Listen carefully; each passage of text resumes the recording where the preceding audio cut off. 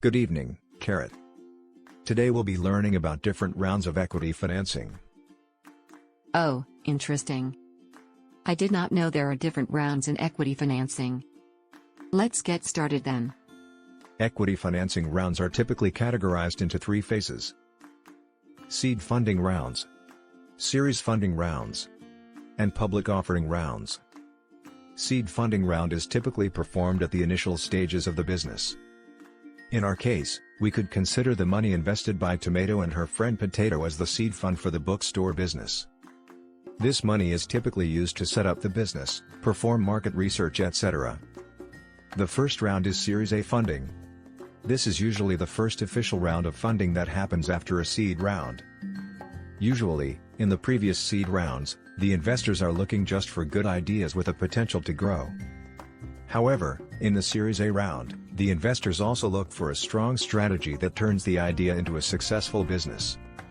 The next round is Series B funding. In this round, the investors usually look for businesses that can go past the initial development stage. Companies that have reached this point have already developed substantial user bases and have proven to investors that they are prepared for success on a larger scale.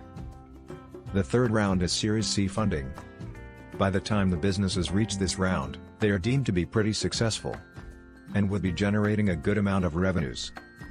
In this round, the businesses are typically trying to scale up and grow as quickly as possible. The third phase of equity financing is through public offering. This is where the retail investors like you and me get pulled in.